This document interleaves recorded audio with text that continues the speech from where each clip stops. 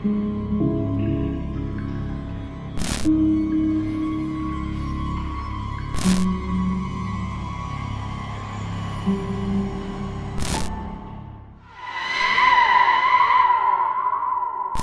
play is based on interviews by the members of our theater company soon after the events at Menachak, California, February of 2022.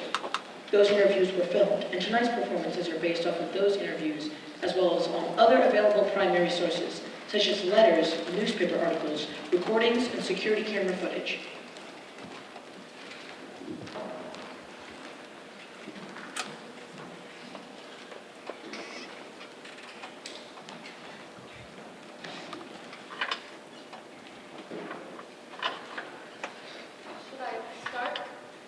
We're already rolling. Oh, okay. I'll just start with my story then. When I was much younger, way before I was even involved in law enforcement, I had this idea that I wanted to be an artist. And this was New York. I lived in a 5th floor walk-up, tiny studio, and I wanted to be a painter. So I'd wait tables during the day and stay up late doing watercolors. I'd stay up till 3, 4, 5 in the morning, and that was how I noticed that I had this neighbor. You see, I'd hear his alarm go off every morning at 3:30 a.m., and he'd say, "Not again!" And then at exactly 4:15, I'd hear his door open, and he would descend down the stairs. But I never saw him. So one night, I just couldn't take it anymore. I was like, I have to see this guy. So, at exactly 4:15, I heard him fumble with his lock, and I crept to my own front door. You see, my front door had this big peephole, about, say this big, and it had one of those little metal plates that you have to push aside to look through. So, at 4:15, I crept to the door, turned off the light, and pushed this little metal plate aside so I could press my eye to the peephole. And I screamed, an involuntary scream. It's not like a movie scream. It's real. It's very different. It's like that. It's like, ah! You know? So I scream and I fall back against the bathroom door. Huge commotion as I hit the ground because what had happened was, when I looked through the peephole, I saw an eye. He was looking in at me. I'm on the floor and I just freeze. Finally, from the other side of the door, I hear the sound of him picking up his keys. So now I'm like, well, I have to see this guy now. So again, I crept to the front door and pushed aside the metal peephole and pressed my eye up against it, and there's that eye again. It was mine. It was the reflection of my own eye. And I realized just in time to see this freaked out looking postman heading down the stairs. That was the most scared I've ever been. And it was just me scaring me.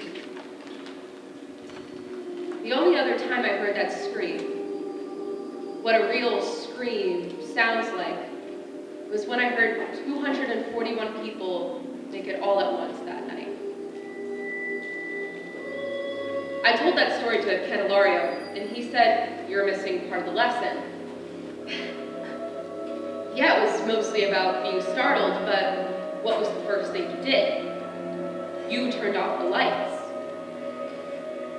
People are naturally scared of the dark.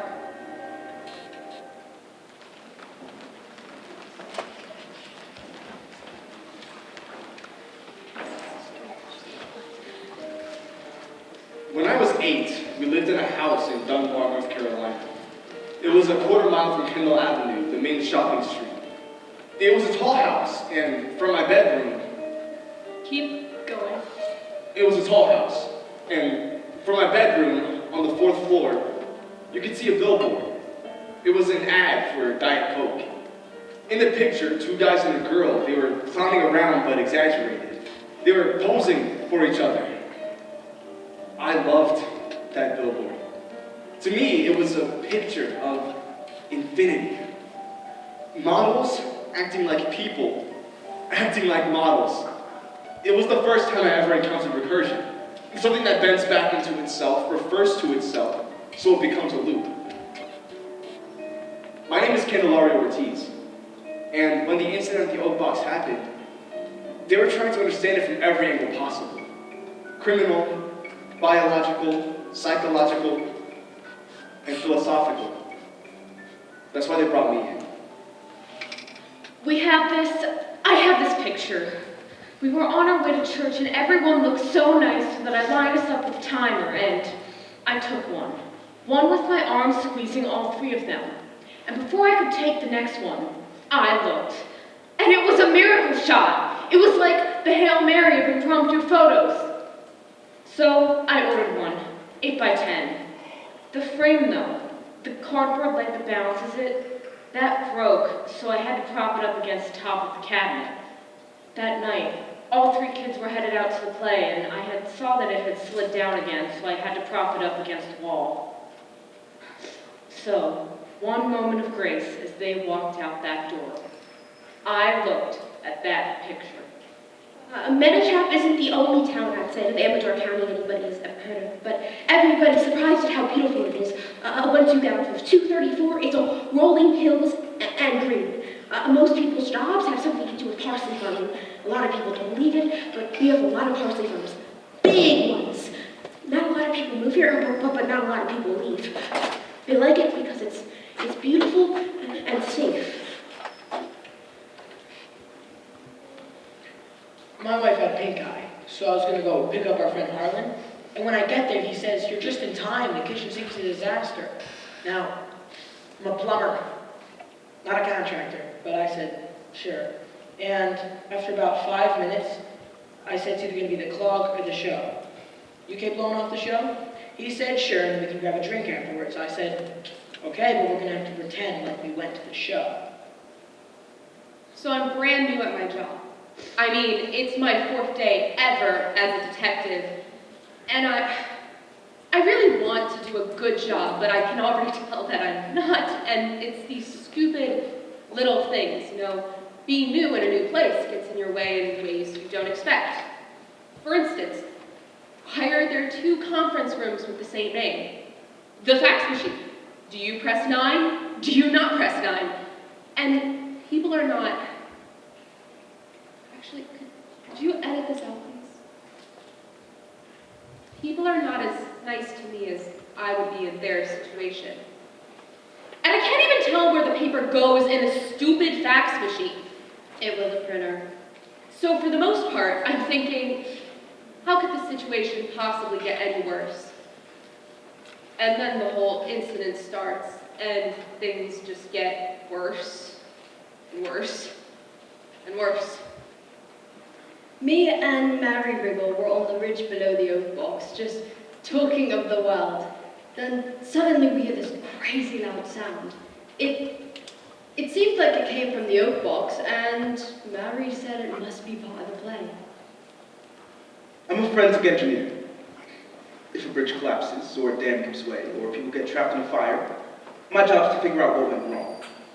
Some cases are famous. The Hartford Circus Fire in 1944 killed 168 people. The Great White Fire in 2003 killed 100.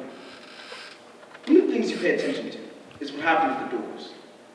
There was a fire, a famous fire in Chicago in 1903. The Iroquois Fire was right after Christmas, and so kids were let out of school, and the entire theater was full of families. All 3 levels of the main standing room on the second. The curtain caught fire, and, well, what happened was the first people to reach the doors realized half a second too late that the doors opened in. The people behind them were panicked and crowded them, and so they couldn't escape because they were faced with the hinges going the wrong way. When you look at a door that's trapped people, you always find scuff marks halfway up because the impulse is to kick them. If there's more time, you'll find dents, sometimes bigger ones, because then you got a chair or a dresser, something heavy. But the doors at the Oak Box, I'd never seen anything like it. You just looked at those doors and you thought, what the hell? So I get home, and my wife, she runs right out the door, and she throws her arms around me, and I have no idea what's going on, but it's clear that I shouldn't say, oh, we went to the play and we got some drinks afterwards. So I go inside to look at the news. And now I'm expecting Channel 2. She turns on CNN.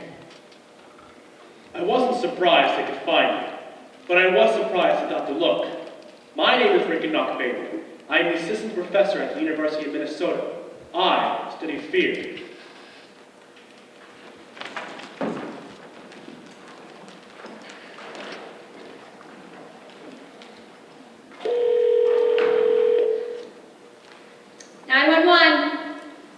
What's the emergency? 911. What is your emergency? I'm not sure. Is it life-threatening? Yes. Are you safe? No. I'm sending someone. More than one. There's cars already on their way. What's your name, Chica? Angela? Angela. Alright. I'm sending to the Oak Box, is that right? Yes. And there's a play tonight. The high school's doing a play. Is that right? Yes. In the theater. Mm-hmm. And someone's hurt. Everybody. Who's that again? Where are you? I'm just standing on the stage. Take a very, very deep breath. Hold it. None of it made any sense. All of a sudden, this tiny town is the site of a terrible tragedy that no one's ever seen or heard of. 241 people fall unconscious while watching a high school play. The program tells us called Trap. We only have a few events for the timeline. We know that the people are fine at 11 after 8, because that's when the usher texts her older brother to pick her up. Then she goes inside the theater and turns off her phone. At 9:10, two kids sitting on a ridge below the theater hear what they can only describe as a fall, but they think nothing of it. At 9:22, we get the 911 call. A girl named Angela Lore, who it turns out is the only one still conscious. Now, when we get around to her, she's horrified. She either doesn't know what happened, or she's too scared to say. The Oak Box was in the national news. I was hiking in the hills near Clovis, New Zealand, when I first heard about it. People falling unconscious in a theater. That was key. At first, I had conflicting thoughts. I thought, how horrible. And then I thought, wait, there it is. There's our proof.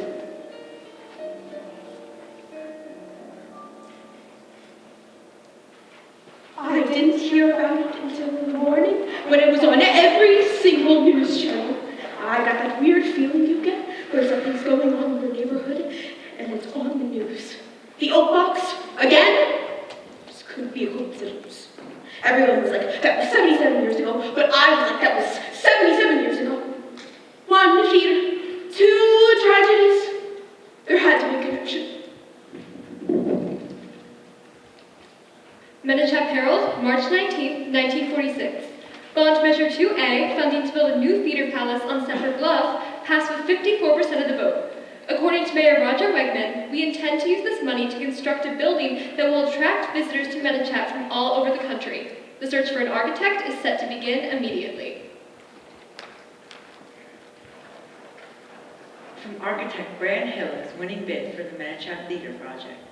Theaters have soaring spaces, fly spaces, where the scenery can be pulled up out of view. My plan extends the metaphor of flight throughout the building. At the sides, half arches will rise like wings lit from within. My hope is that the building will be known far and wide as the Minichap Angel. Minichap Herald, April 1st, 1947. Ground was broken yesterday on the Minichap Angel, our city's 700-seat theater. Mayor Roger Wegman overturned the ceremonial first shovels of earth, then declared that the new theater would be a boom to our economy and even more to our spirits. Letter from Mama Pike to Adelaide Pike, April 3rd, 1947.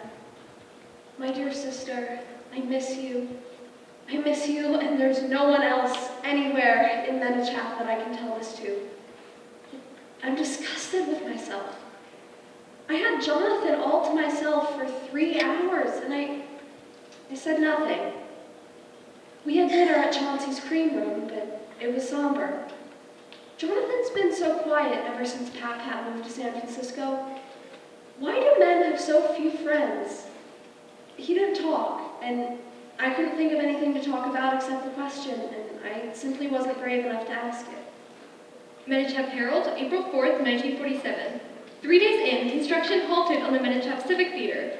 According to Foster Wellingham, chief engineer, sonastic techniques have shown that the granite bedrock on Semper Bluff is twice as thick as previously believed. Our plans call for dressing rooms below ground as well as stage machinery, including trapdoors. This delay will be a few weeks at most. Nora Pike to Adelaide Pike, May 25th, 1947. He said yes. Adelaide, I can't tell you how happy I am. Saturday night, we walked up on the bluff and stared out at the lights from the ships. And when he looked away, I bent down on one knee. I held out grandfather's wedding band. He said, "What are you doing?" And I said, "What does it look like I'm doing?" "That's not how it's done." I said, "Jonathan, we're going to be married for at least 50 years. No one needs to know how it began." Adelaide, I feel lit from within, electrified, though this time, I promise, not in a bad way. Must rush off, the Crowleys are coming over and I have to buy another sofa. Minichap Herald, May 31st, 1947. Local boy vanishes.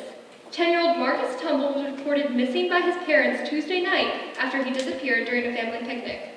"He's been playing hide and seek with his cousins," said his father, Guillermo.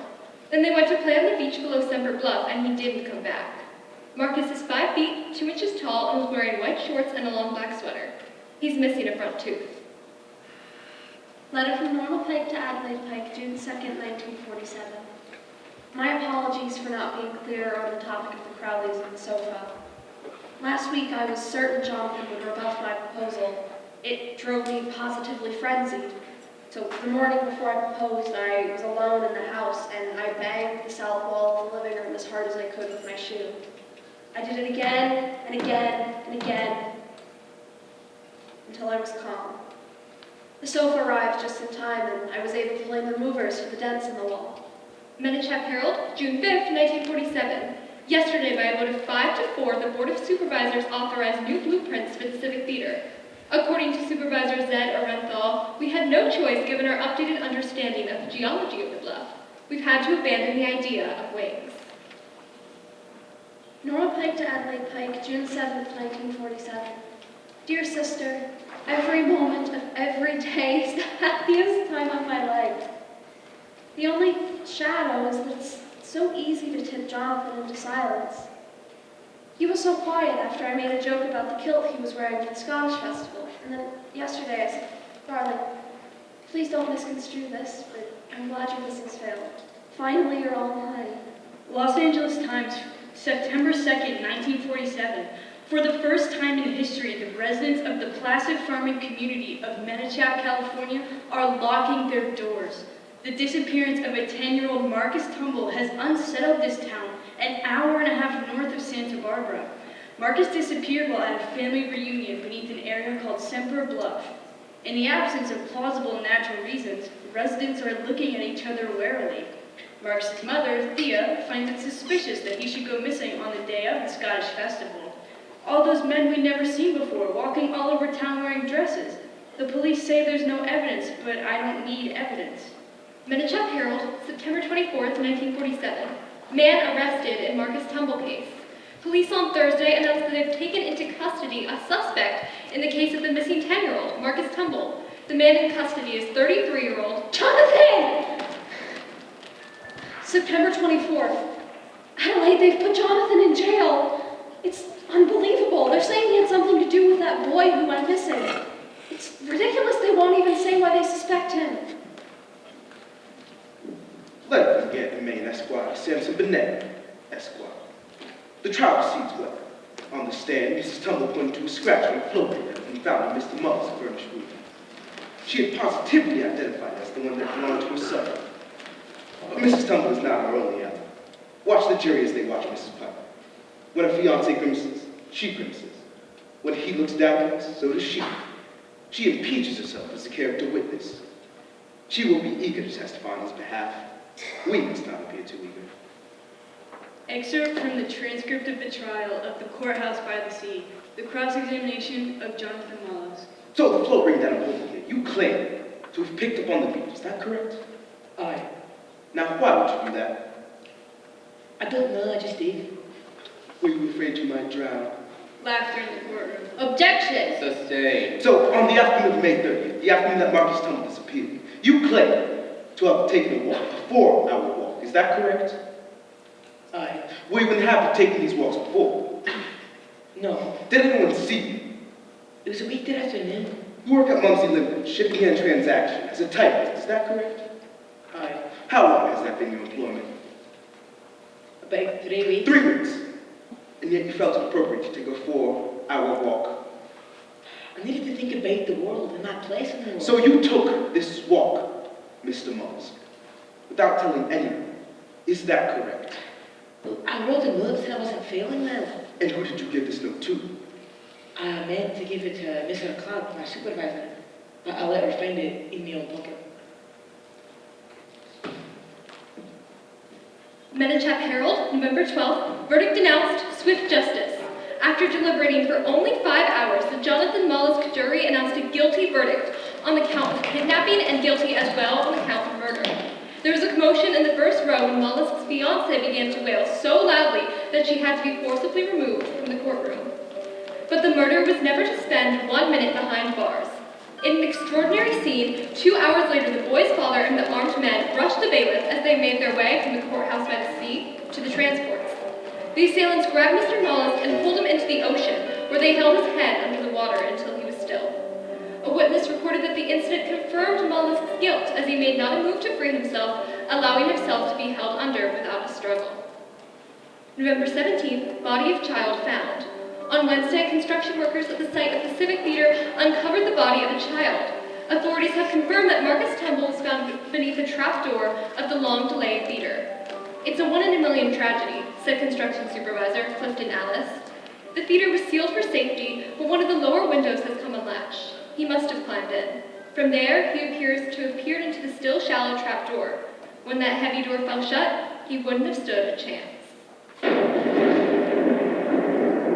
Menichap Herald, February 1st. Los Angeles Times, February 2nd. Times Magazine, February 7th. The opening night of our Civic Theater was home to the most extraordinary spectacle ever witnessed by this community. The long-awaited opening of the Menichap Civic Theater will long be remembered. Just 3 months after the discovery of the boy in the still under construction trap of the theater, the tragedy known to every member of our town. The opening of the theater was finally underway. With the night drenched in a sudden squall, the capacity audience stashed their umbrellas, shook off their coats, eager to put the events of the past few months out of their heads. The audience watched, rapt, as Lena Rasmussen, played by Broadway actress, passionately called her children to her breast one final time. As Medea wailed her vengeance, Miss Norma Pike, fiancé, unfortunately accused Jonathan Wallace, entered the theater dressed in all green. Less a dress than a costume. Dressed like the ocean, She held aloft a glass, tall and green, full of liquid. held it high like a torch, and proclaimed, Welcome to this theater, your theater. Later the audience would report that they thought her to be part of the play. This empty box of a theater will become famous, but not in the way you had hoped. No one will ever think of this dank shell of hope without thinking of the 3 people who died because of it. The boy who was suffocated, the man murdered because of the boy, and the woman who cursed the building for all time by drowning in it. Some looked away. The others, they just wished they had. She brought the glass to her mouth and tipped it back, Poured it straight into her throat. aspirated the entire contents of the glass, swallowed it without swallowing. Her eyes bored into the audience one last time until they went dark, and she fell dead to the floor. In front of 700 people, Miss Norma Pike died from a glass of seawater. Page 71 of Haunted California by Naomi Sanderson. In the years since the triple tragedy, dozens of people, moonlight sweethearts, schoolboy daredevils, have looked up at the single nickel window in the theater lobby. Some see a boy, trapped, afraid. Others see the outline of a man, eyes closed, resigned. But on the rare occasions that the storm chasers find themselves overtaken, drenched, the shade illuminated is a lightning flash. The woman smiles and holds a sea green goblet. Drink with me.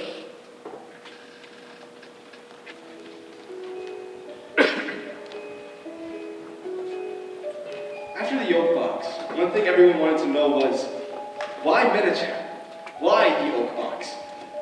My theory was they might have picked a building with some sort of fright built in just by being in the building. Everyone in town knows about the story of Norma Pike, but it's a local tragedy. On an impulse, really, I googled scary theaters. It's the top result. 4 terrifying theaters.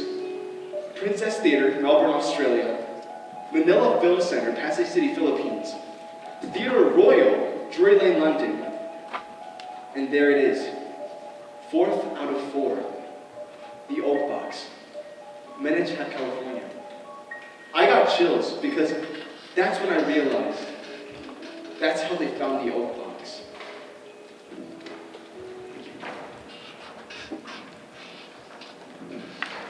Sunday morning, 18 hours after the Oak Box incident, 236 audience members and 5 members of the cast on the ground. Breathing, thank God, but 2 mysteries. What had happened to these people? That was the obvious question, of course. The second was the doors. How did we make sense of those doors? Could you tell us your name, please? My name is Avishai Lensman. I'm the Chief Forensic Engineer with the California Department of Infrastructure. Efren Salas. I'm a firefighter with Station 41 in Minichap County. My name is Isa Fuente, and I'm a neurobiologist at UC Berkeley. I was the first in the theater that night. I saw the girl on stage. But before I carried her out, she said the thing we couldn't figure out. Forwards. The first thing I noticed about bodies was that they lacked something called relative resonance. It's the tendency of people who know each other in tragic situations to cluster. After a fire, you'll find the bodies of friends holding each other, or a parent would wrap their own child. But the bodies in the Oak Box were different. People who didn't know each other were sometimes wrapped around each other. And people who loved each other strewn about in different directions.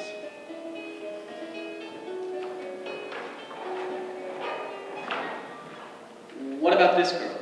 Sarah West. She was almost at the door. Was she leaving early? No, look at the way she fell. She was running. And she's wearing earbuds. She wasn't paying attention to the play. Can you tell me what she was listening to? It's classical. Gymnopédie. Gymnopédie No. 1 by Eric Satie. Yeah. Something else is strange. Paige. Something the matter? I didn't realize you knew my name. What do you notice that's strange about the position of these bodies? Programs. They're all holding them. That's what I noticed too. Holding them like this, like they've been trying to read them until the very last second. It was the speed that threw me. What could have overcome these people so fast? Maybe an electrical impulse? Or maybe some kind of gas, but we scoured the ventilation, there was nothing. I was in the theater a lot. I wanted to help out. I asked the firefighter, what could have overcome these people so fast? How do you know it was fast? Of course it was fast. That's when they brought me in. Figuring out how long a body has been unconscious is actually not that hard to do if you have the right equipment. When a person loses their body temperature, it drops by 2.5 degrees. But that takes a while. So that's why we attach electrodes to their foreheads, microthermometers. And what we found was a surprise, to say the least. I said, are you sure of this? I'm positive. Look at this. It's the seating chart for the Oak Box. A13, D41. What do you notice? Nothing. Next was F42. So front row, aisle, and then the other side of the aisle. Then Lila Roget, L19. The back row L is at the horizontal aisle in the middle. It started in the front. in the back, in the sides.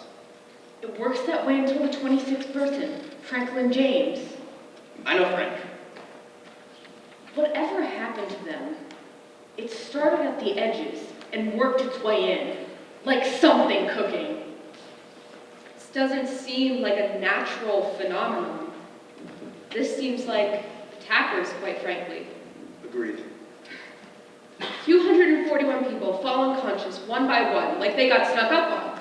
But that doesn't make any sense, because then they would have seen every other person falling over in front of them.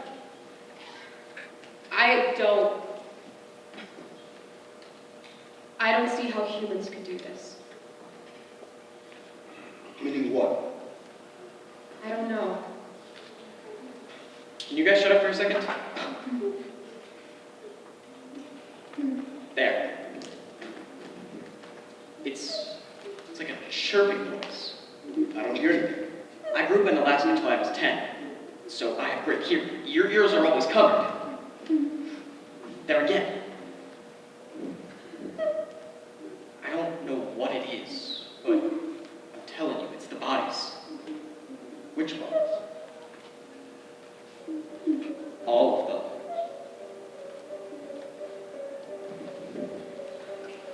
Sunday morning, we had 2 mysteries. Sunday afternoon, we had 3. What could have overcome these people so fast? What were the sounds anything would hear? And again, those doors. Those people had 30 minutes to leave, and yet those doors were wide open.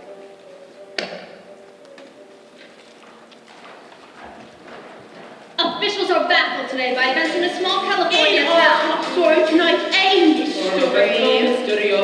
On Monday morning, we sent out the footage. The tips came flooding in. By noon, we'd had messages from 5 continents. I phoned investigators from other counties to check out every single lead. I got the slush pile. It was bigger than all of the other piles combined, and more crazy than I knew was in the world. I wrote a book about intelligent monkeys. Stop My name is putting those Jack. dead people on TV. That must have been one boring play. Transcript of a call from Seattle, Washington to the Oak Falls hotline. October 7th, 7:32 p.m. Oak Fox hotline. Hello? My name is Marion J. I'm a professor at the University of Washington. What I'm about to say will sound crazy. Uh-huh. Is this a secure line? Yes. Why? I'm going to tell you something. You have to promise not to hang up on me. Sir, I can't promise that. You've got a theater full of people who've fallen unconscious, yes? Yes.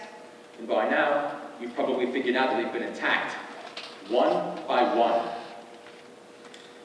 How do you know that?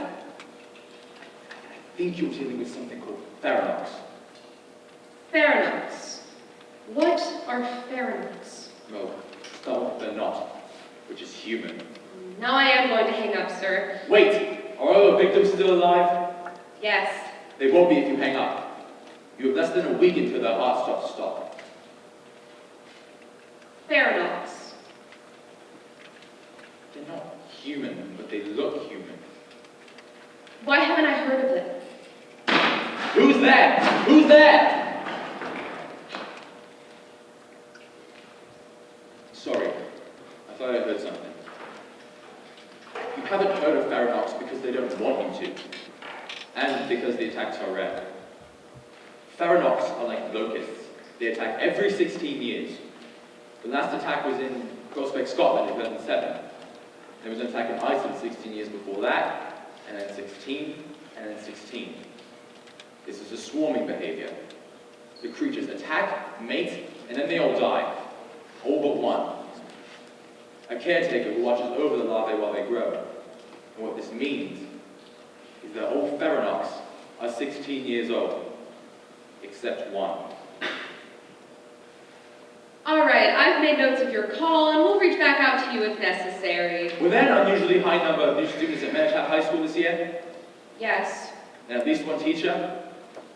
Yeah, the theater teacher. What happened to the old one? Died. Suddenly, and with no apparent cause. Yeah. Why hasn't anyone else heard of them? What? Nothing. My house was blown a fuse. I can't see a thing. There are 4 of us who are hunting Faranox. At the same time, Faranox are hunting us. Of course, they have the advantage. Which is? They know for sure that we exist. Who are the other 3 people hunting them? There's a zoologist in Colombia named Keita Muguruza, and an evolutionary biologist named Melissa Tang. And there's a professor at the University of Minnesota. He studies fear. Who's there? Who's there? Then I heard a click. Call ends at 7:37. I tried to call back, but it wouldn't connect. I just sat there in the call box thinking I had a choice. I could march into Sergeant Brock's office and say, I know this sounds crazy, but I think I might be onto something. Or I could move on to the next call. The thing was, even though I knew it sounded crazy, I believed him. But I was new at my job, and I was already screwing up, so I moved on to the next call. At first, we didn't know what we were studying, hunting. As it turned out, he had already been discovered by a Bolivian named Keita Muguruza. He and his postdoc, Ablio Penti, won the 2019 Nobel Prize in Biology for their work. Estábamos estudiando algo que la gente había notado durante siglos. We were studying something people had known for centuries. Se llama el enigma de la Buena Negra. It's called the black widow conundrum. When an insect gets caught in a black widow's web, the black widow doesn't attack right away. Instead, it uses a particular, almost ritualized pattern of movement. The struggling moth knows that something's approaching. Slowly, the black widow reveals herself. Large, black, shiny. The insect panics, jerking the web up and down. This is when the spider reveals herself. She lifts her forelegs and shows a blood-red hourglass. Adrenaline flows from the moth and onto the web. With the strands drenched in the insect terror, the widow just bathes in it. It's a brilliant evolutionary strategy because it's a way to get nourishment from a different part of the animal. Every predator on the planet feeds on the meat of its prey, but these creatures subsist on the powerful chemicals secreted by animals who are terrified. They feed on fear. A creature that feeds on fear has a different hunting strategy than one that feeds on flesh. If fear is what sustains you, you have to create it. And so Faranox don't catch their prey, they trap it. The Venus flytrap and the black widow are the 2 most famous examples of Faranox. A plant, an insect, but then there was an evolutionary jump. The idea that a species of Faranox could evolve to mimic humans was so out there, we had to think not how, but why. Why would they do this when there are thousands of different animals out there that are so easier to catch than humans? Evolution follows the prey. The juicier the prey, the more clever the trap. Faranox's chosen prey, their only prey, are the creatures on Earth most susceptible to fear. Human brains evolved in a way to make them more susceptible to fear on the horizon. Is that a snake or just a twig? Was it the sound of a lion or thunder? All this worry helped keep us alive for hundreds of thousands of years, but as we emerged from the jungle, that fear didn't go away, it just repurposed itself. So now, instead of worrying about being eaten by a tiger, we were about tomorrow's math test. All the anxiety we produce is useless to us, but from a Faranox point of view, it makes us the equivalent of a large, slow-moving steak. Fear. Fear. Miedo. Fear. From the obituary of Marion J., professor of neuroscience at the University of Washington. He was well-liked and well-respected. His unexpected passing has been a great cloud over the campus. He is survived by his parents Martin and Fidela J., and his grandmother, Thelma Limkamp.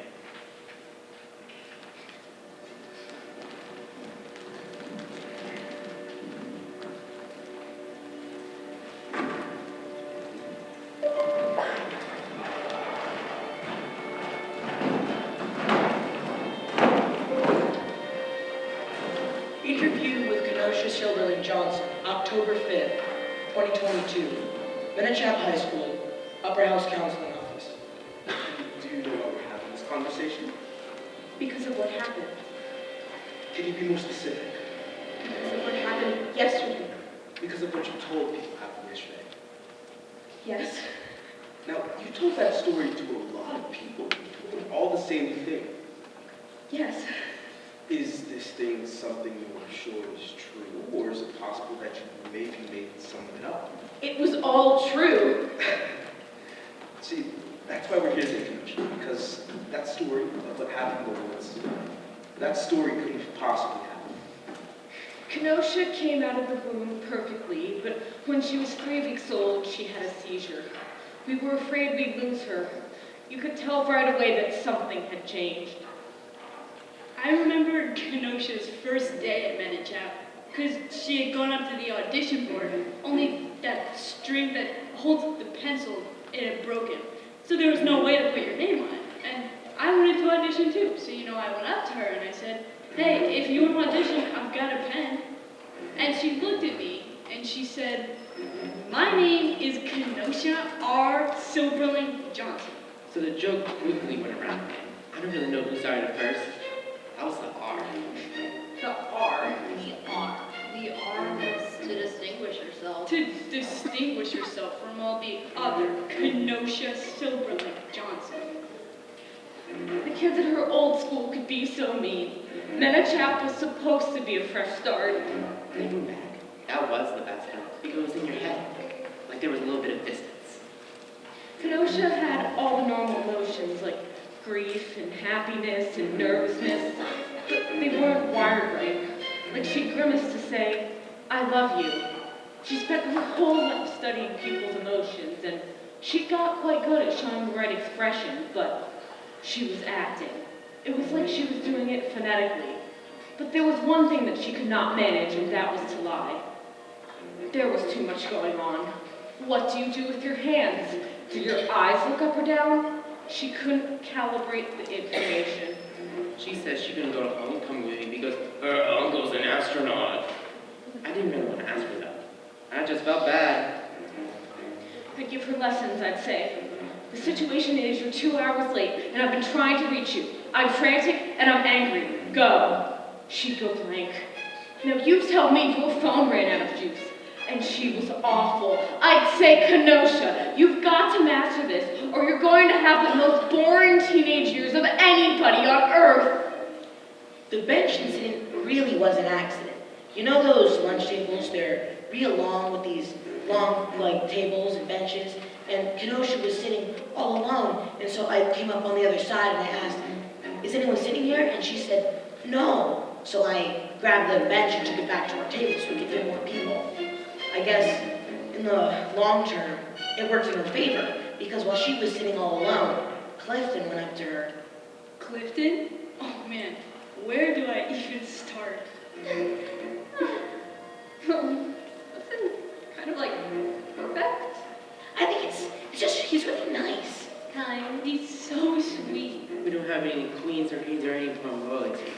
But if we did, you'd be both kings. He just walked up and asked if he could sit next to her. Well, there was one thing, actually.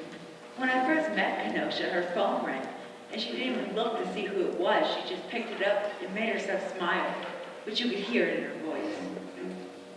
Next thing you know, I look over at the cat, and she's making him laugh. A lot of times she was hilarious on purpose, but not always. Once she made me laugh so hard. His head literally just hit the table. She said, "I like you more than water." You'd seen them everywhere together. He'd laugh, he'd put his arm around her neck. I couldn't tell if it was romantic or not. So it's barely a week into school, and the new girl is standing in front of the audition board, only that string that holds the pencil had broken. I wanted to be in a play, so I did some research, and I found the best book about acting, Uta Hagen's Respect for Acting. It's pretty famous, and it's great. You should read it if you're interested in acting at all. We had talked about the idea of Kenosha being involved with theater because I thought she would be quite good. She got so good at mimicking other people's emotions. So I said, "Well, sweetheart, go for it." Kenosha, that story that you told people yesterday, it made a lot of those people anxious. It scared them. Did they cancel the play? No. It didn't scare them enough? Why do you want the play canceled? Something bad is going to What's happen. going to happen? Can you at least tell me that? No, it was really early for the fall play to be happening, but we all just assumed Or had something to do with the Miss Pendulum tragedy? Miss Pendulum was one of the best teachers, and it came such a shock. Just 2 days before the start of school, and bam, she dropped dead of a heart attack. I mean, she was probably only in her 30s. She didn't smoke, she exercised. I mean, you know how those things just kind of happen sometimes? Kenosha comes home the day of the audition and she bursts in the door and I said, "How did it go?" She said, "I nailed it." I saw her audition. She did really good, but I told her, you never know. The next day, Kenosha calls me from school and she's talking very fast and she says, "I didn't get a part." And I said, "Well, sweetheart, sometimes that happens. We don't always get everything we expect." She said, "But I was the best one." Well, even then, there could be all sorts of reasons. She said, "No, something's up." The casting was pretty strange. We're all standing there looking at this list like, why don't I know any of these names? Every name on that list were new. Practically, all the names were new that year. When Kenosha would start to lose her skill at imitating, I would start to hear, she hung up, and I was worried that something might happen. We were at the first cast meeting, and I came to volunteer for tech. And then Kenosha came marching in to start some sort of announcement. But then she didn't. She started making beeping noises. That was a panic attack. She fell down hard, one knee, she didn't even breathe. She started to crawl out of the room.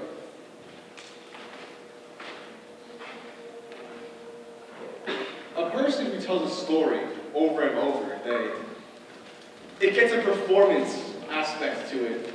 They subconsciously know what gets a reaction, and the more they tell the story, the more they lean into those aspects of it.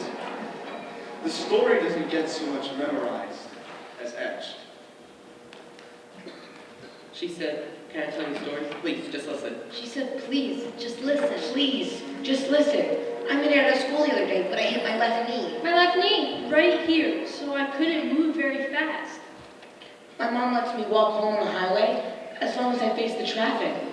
But all of a sudden, there was 3 people way behind me, and I knew I had to get away from them. There's that big strip of forest between a highway and a Walmart. And right before I jumped into it, I looked back, and this time they were way closer to me. And the forest deep, but I cut through it all the time. The forest is deep, but I cut through it all of the time. And I assumed I had an advantage. But when I looked back, I got so scared. When I look back, I got so scared because they turned in right after me, and they were fast. All of a sudden, I hear this noise, and I mean, it's crazy loud. The loudest thing I've ever heard. Ever. But I look around, and I can't tell where it's coming from. I start shaking. And I ran. I ran faster than I could ever see. I looked up once, and this was the thing that scared me more than anything ever.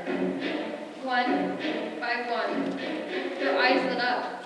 Which I know sounds crazy. I heard music behind me.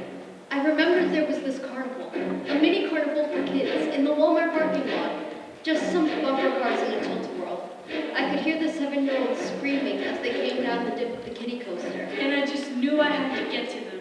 But I looked back, and this time there were 3 pairs of lit up eyes. There were 2. Where's the other one? I know I have to choose. Do I try to make it to the parking lot carnival? Or do I hide in the woods? I know I'm close, but for some reason, the scariest idea is that I almost make it. And I'm just a few feet away from safety, and the 3rd one is waiting, and he grabs me in his arms. And I can't do it. I can't move forward. People don't naturally look up because we have no predators up there. So I started climbing the tree. I started climbing a live oak. A live oak, and halfway up, I freeze. The 2 of them get to me, and then the 3rd one does. And then they don't see me, even though they light the ground with their eyes. They argue. They have an argument about whose fault it was. Then the 2 of them grab the 3rd, and he starts to scream. Please, no. They hold his head, and one of them says something in his ear. He whispers it, but I hear it completely clear. After he whispers it, the 3rd one starts crying. and then he falls over, dead, into the roots of the tree. And what he whispers is, "Can I tell you a secret? Can I tell you a secret?" Kenosha, please concentrate for just a little longer. Now, you said that their eyes were good, those have been flashlights? No, I know the difference. Okay, but there were 4 sets of footprints, you said, but the police only found yours. They erased them. Okay, but the police followed the tracks to a tree, like you said, but there was nobody there. And they got rid of it. Okay, but the sound that you were hearing, it seemed like it was coming from everywhere. It was a foghorn. There are no foghorns within 200 It was a foghorn!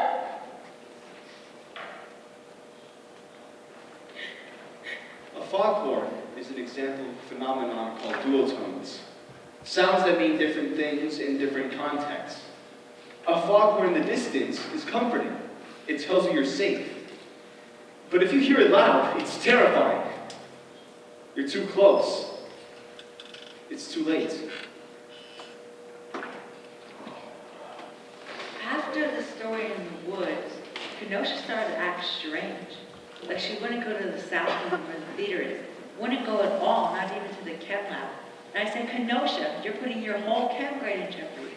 But she would not go anywhere near that theater. She started to talk bad about the play. She pulled me aside and said, "This play, it's like a malady." I had no idea what she meant. She said the play would be like a sick dog, only scarier.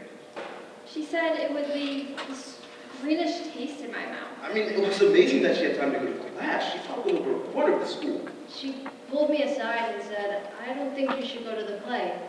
Let's play charades instead." She said we should have a movie night. She said, please don't go to the play. But I said, "Kenosha, I'm in the play." Kenosha was so scared to go to the play, but of course she ended up going. She thought she could save those people. My brain has an anchor right here. It weighs down my thoughts, and I can't see through it. I like you more than water. Kenosha told everyone she meant that the play was going to end in horror. I knew she couldn't lie, and I still didn't believe her.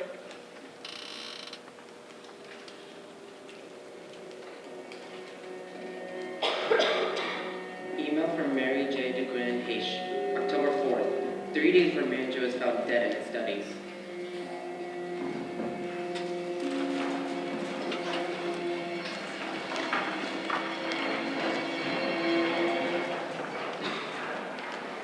Faranox are perfect replicas of people. They pass for humans everywhere. They mimic our emotions, and the only person that's ever been able to detect a Faranox is someone capable of mimicking emotions themselves. It was the girl who disappeared, Kenosha.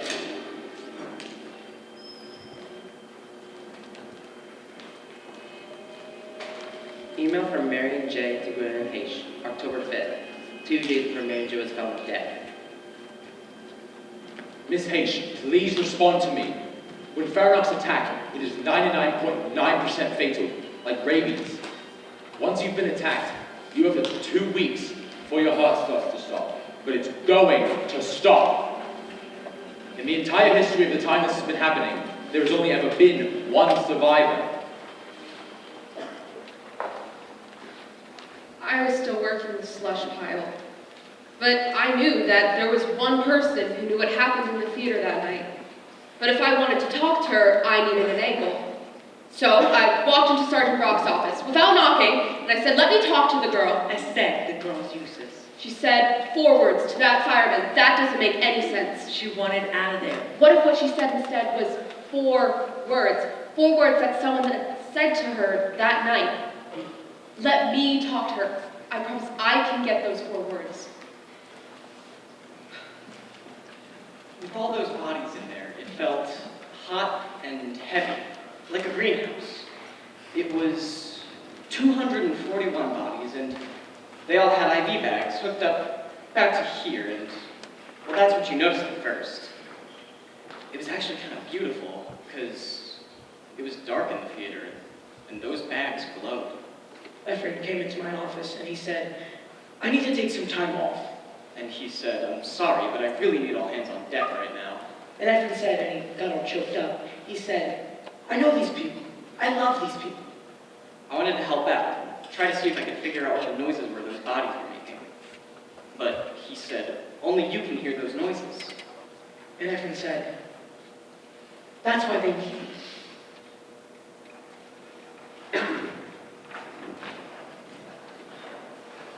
Menichap Psychiatric Facility, Stabilization Room 4, October 21st, 9:30 a.m. Angela? Can I come in? I'll stay right here. My name is Gwendolyn Haish, and I'm one of the people who's trying to figure out what happened in the theater that night. Does that security camera bother you? It shouldn't. There's no one watching me right now, I promise. It's just in case if something goes wrong, which it won't. They can look back and just see what happened.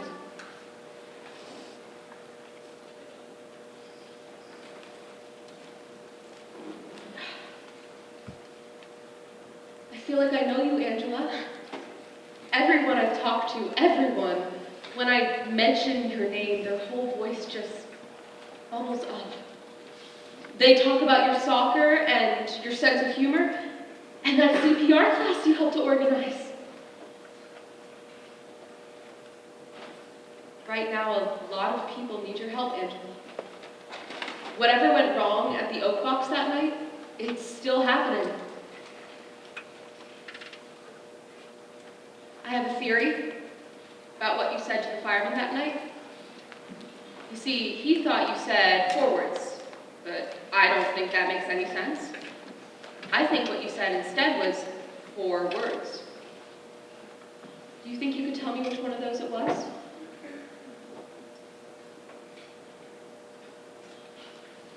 I want to ask you a question. No, get away from me! Help me! I'm sorry, please! I'm so sorry! Well, anyway, Emily, I'll be back to check on you later. Mel.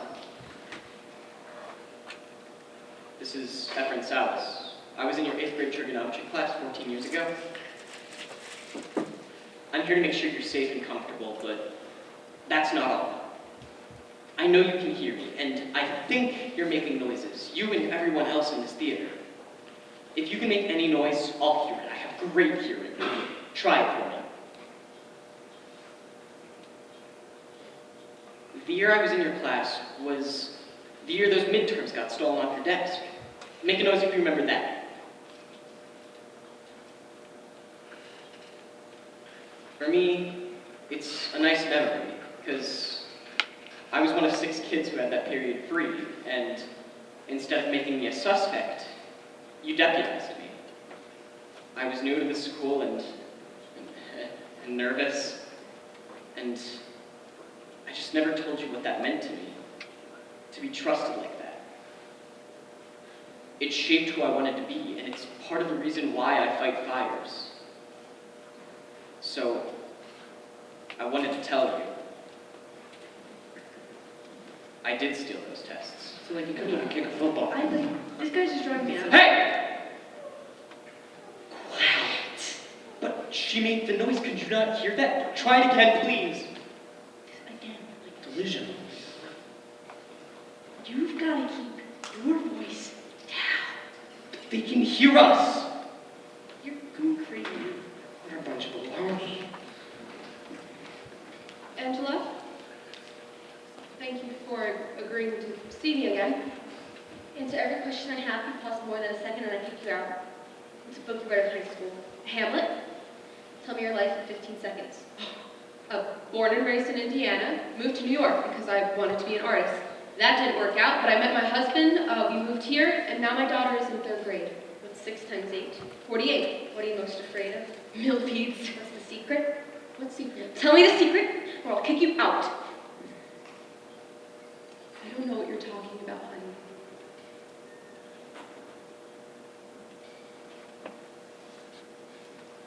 It was 4 words. 4 words? 4 words that someone that night said to you, right? What were they? You don't even have to say them. You could write them down or speak them just as soft as you want. No, I can't. I'm too scared. Okay. Let's try this. Who said the words to you? Male or female? Female. Good. Student or adult? A student. What were the words? No, I'll tell you next time. Please, Angela, give me the first word. Just the first word.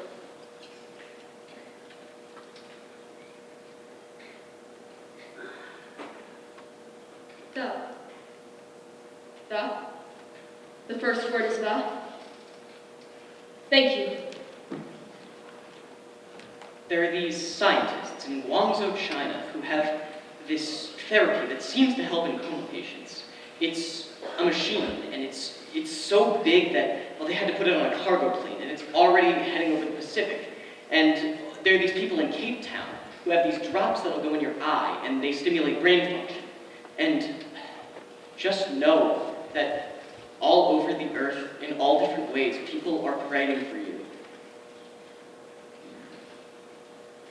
Efren, Captain Donovan. I've got bad news.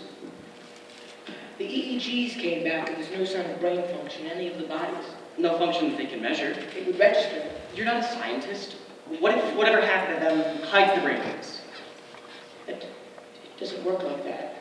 This isn't possible. They're breathing, but they're just as good as dead. But what about the noises they keep making? Only you can hear the noises. Because I have great hearing. Well, because you want to hear them. I hear them. Never! Shout at me. Sorry. It's not good for you to be here so much. Being here gives me strength. When was the last time you slept? I don't need sleep. They're sleeping for me. It doesn't make any sense. I don't want to lose you too. Fine. I'll sleep. Angela, I have something for you. Here. I would love to listen to something for you, but I'll have to get a bit closer. Is that okay?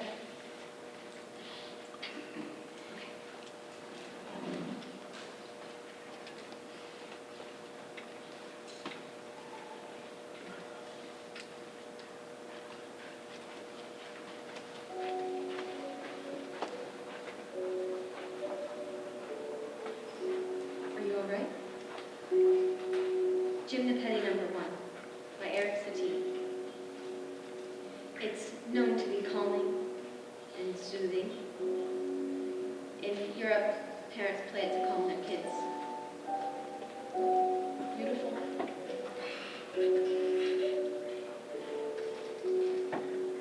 Whenever you're ready. What's the second one? Plays. Place. Good, the place. What's the third one? Let the music calm you down.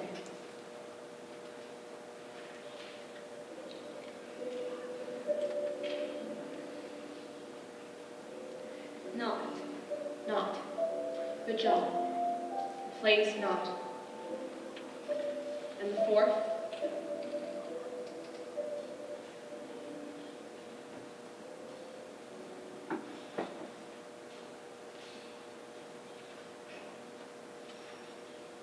Over. The play's not over. Thank you. Why does that scare you, Angela? Captain Donovan! I figured it out. I know what's going on. Efren, I'm going to have to escort you out. But I figured it out. We're worried about you, Efren. Haven't you ever had a dream or something scary's coming towards you? It can't help it. You can make these tiny little squeaks that people outside the dream can hear. That's what they're trying to do. They're trying to scream their way out. Efren, you know I like you. And I think that you're responsible. respect me. I do. But you're not in your right mind. I'm fine. I disagree.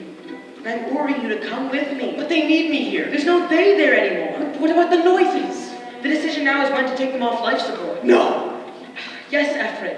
The doctors have made the decision. They got it wrong. I need you to come with me. Or what? Or you're fired. I don't care about that. No department in the entire country will hire you. I'll change careers. I am 2 seconds away from dragging you out of this theater. You're not big enough. I brought deputies. I'll slip between the bags. Get out of this theater right now! No. Guys, Listen to me. There are still people in there. Please, if you can hear me, I need you to know. I need you to know that you're loved. This town loves you and God loves you. And I love you. I will not let anything happen to you. But please, if you can, I need you to reach to me with just 1%, and I'll reach to you back with the other 99. let's go. Spirit. Honor. I hear it too. Yeah, I hear it too. They're in there. We're gonna get them out. We've been over this. Something protected me. I don't know what. Was there anything different about that day? Nothing. Are you sure? Yes, I'm sure. And the play, you can't remember anything else about the play other than those 4 words. The play's not over. I would tell you, but it's all blank. Angela, the people in that theater are running out of time. I need a favor. What? Sit down. Tomorrow, when you get out of here, I want you to come with me to the theater. No. My theory is that when you walk in there, you're going to remember everything that happened. No, I can't. Let's go through the events of the performance day one more time. Okay. It was a typical Friday. I had math, biology, English, social studies, PE, and Toastmasters. Which you said was after school at the Y. Yes. Are you a good speaker? No. That's why I'm in Toastmasters. I can't even remember my speeches because my head gets all light and my chest tightens up. Oh. What is it? It was my day to speak. My dad's an internist, so he gave me a pill, Inderal, just to keep the adrenaline from taking over so I could breathe normally. You took a pill that blocks adrenaline. No. I took 3.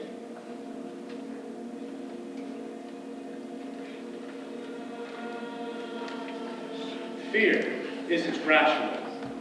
When we see scary movies, we wince because we know nothing can come on the screen and attack us. If anything, it's the theater that should be more scary.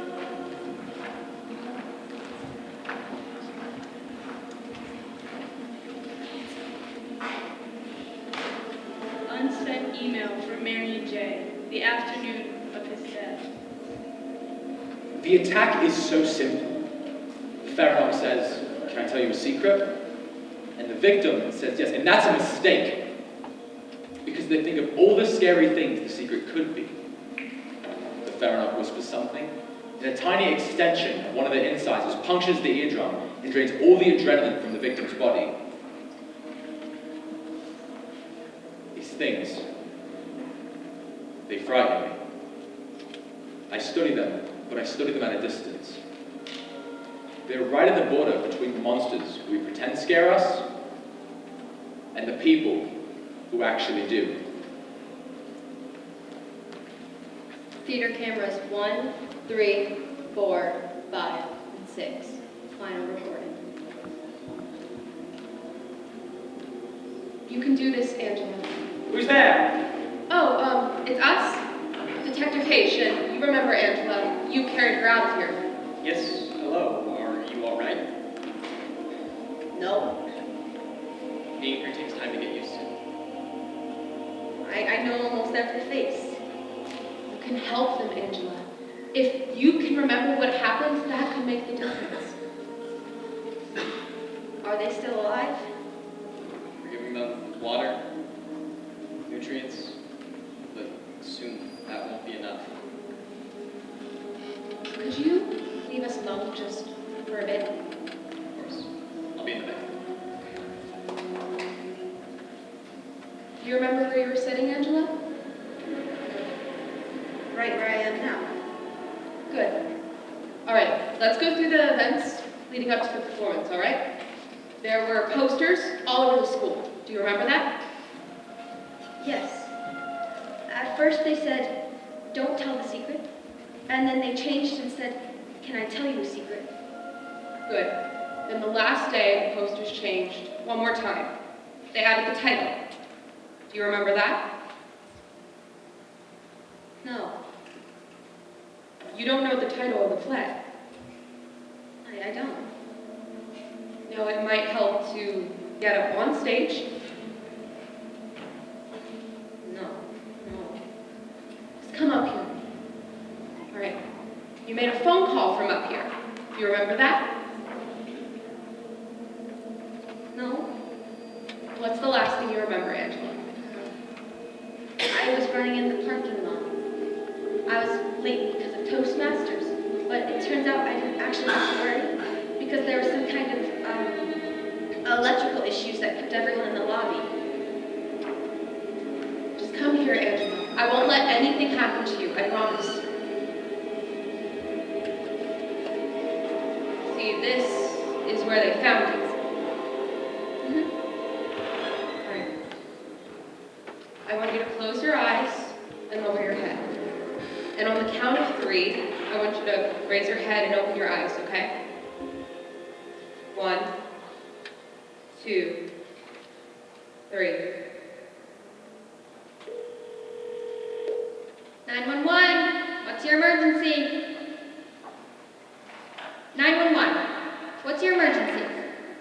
I'm not sure. Is it life-threatening? Yes. Are you safe? No. I'm sending someone. More than one. There's cars already on their way. What's your name, Chica? Angela. Angela? Angela. I'm sending them to the Oak Box, is that right? Yes. And there's a play tonight. The high school's doing a play. Is that right? Yes. In the theater. And somebody's hurt? Everybody. Who's that again? Where are you? I'm just standing on the stage. Take a very, very deep breath. Hold it. Angela, what are you thinking about? The end. And calling for help And knowing it was too late. I want you to look at something. This is a copy of the program. That's the title. Trap. What's wrong? It was right in front of us. What was? It should have been obvious. It was a trap. It was even called Trap. The play was in sections. Okay, 1, a picture of infinity. 2, the Oak Box. And 3, what held them. What held us. Something had happened at a school play, in a theater. Everyone in the audience had fallen unconscious. What happened to the play? What was the story about? Yeah, that is what it was about. In the play you were watching, people had fallen over unconscious? Yes. It was mostly interviews, like a documentary. Everyone had fallen unconscious, except for one girl. Right, the people in the play, what happened to them? There were these creatures. They look human, but they're not. They're called Faranox. Okay, they started to attack the audience, one by one, and then all at once. All right, then what happened in real life to the audience you were with? Yeah, the same thing. No, what made the audience fall unconscious, Angela? Those creatures, they look human, but they're not. I swear that they're like black widows. They feed on fear. Those are creatures in a play, Angela. They're not real. Yes, they are. I promise they're not. They are. They confuse people. The play was about things that were going to happen to us. So when it started, we couldn't tell what was real and what wasn't. Even if they were real, they're not here now. Take a deep breath. Hold it. Stay away from me. What's wrong? Who's here? Who's in the theater? Are you all right? I think we're okay. Should we leave, Angela?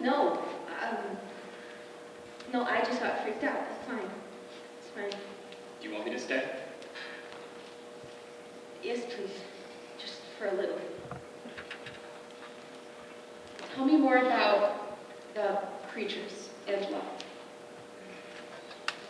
At the end of the play, which was also called Trap, they started to attack. Attack?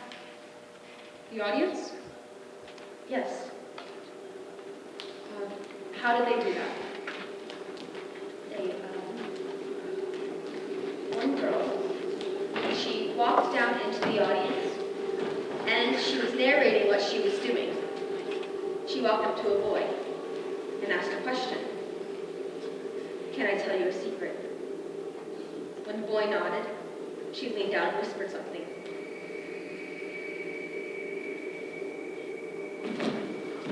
The boy fell over out of his chair, but the audience didn't think anything of it because in the program, he was listed as fallen boy. And then she did the same thing a few rows up.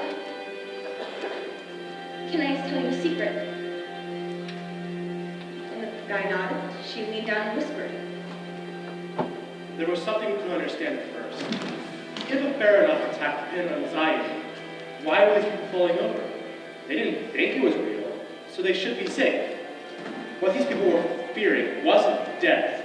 It was that one of the actors would walk up and whisper something in their ear. They had stage fright, which, as it turned out, was just as fatal as the fear of death itself.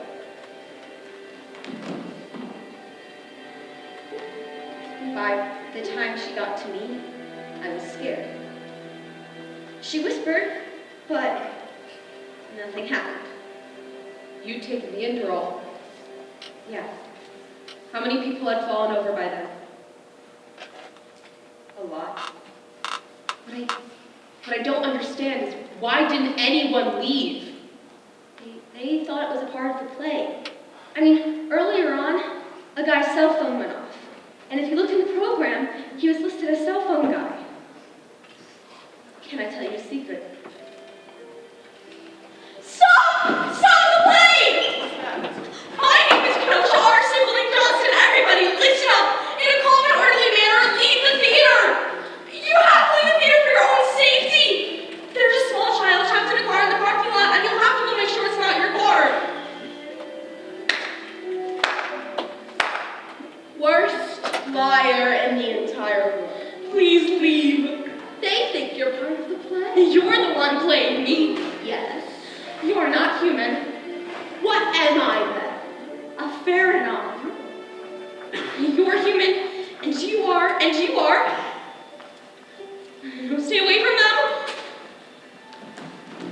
Now will you leave? They think you're part of the play because you are part of the play. No, I'm not. Yes, you are. Look, right here. You're in the program. The real Kenosha. This is a trick. There's even a part where you get chased in the woods. You made up a whole part of the play in case I came back during the attack. It's in the script. There is no script. Oh, what there is right here. That's not real. This is a trap. It's a high school play. The perfect trap. Everybody has to come and nobody's allowed to leave. They feed on anxiety. We've only lost a few so far, but that's gonna change fast. The lights will go out and you'll hear this crazy loud noise and their eyes will light up as they start to feed. There is nothing you can do that will get them out of their seats. I don't need to get them out of their seats. I just need to get rid of you. Good luck. I've been hiding in the theater this whole time, preparing a surprise. What's the surprise? I told you it wouldn't be a surprise. Everybody, they're feeding on your stress. So smile, relax yourself from the outside in. Now take a huge breath. Do it! Just relax. I promise you will not be caught on as part of this performance. What's wrong with you? Nothing. Then why are you wilting? Stop it, we're acting. Can I tell you a secret? No. Let me tell you a secret. I'll wake up everyone in the audience. How? Believe me, I'm Ken. I don't believe you. I'm the only person who can believe right now. Can I tell you a secret? Stop smiling. Go ahead.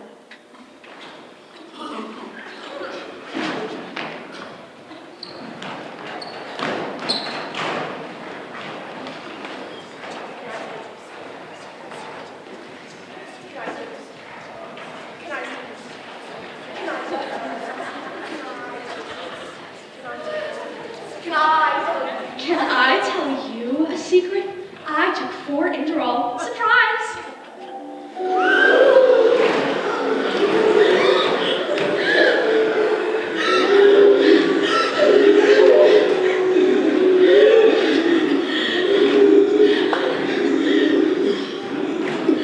Too bad I got your remote and everyone in here still thinks you're part of... Everyone but one. Mom? I'm here, sweetheart. No!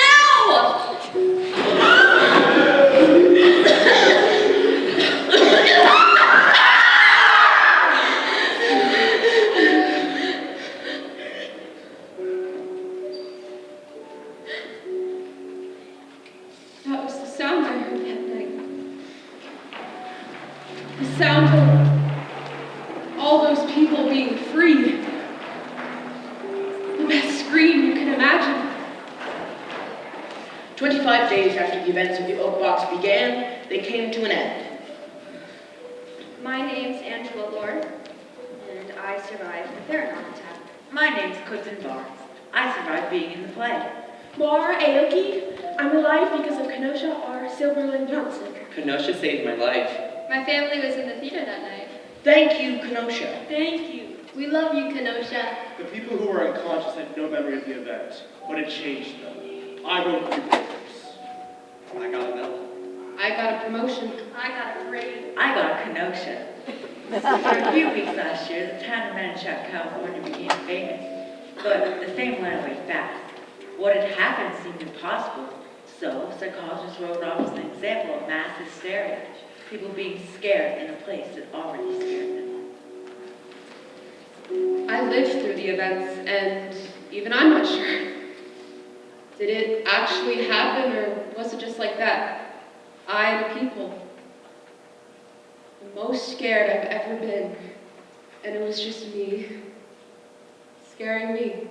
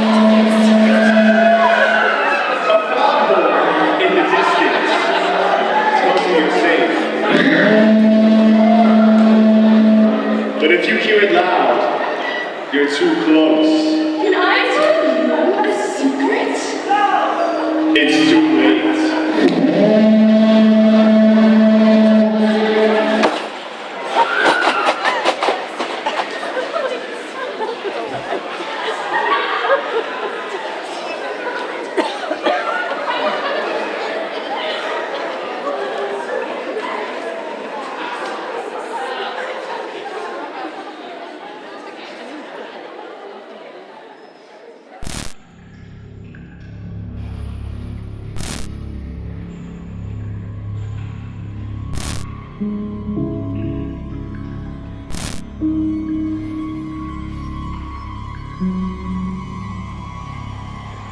you.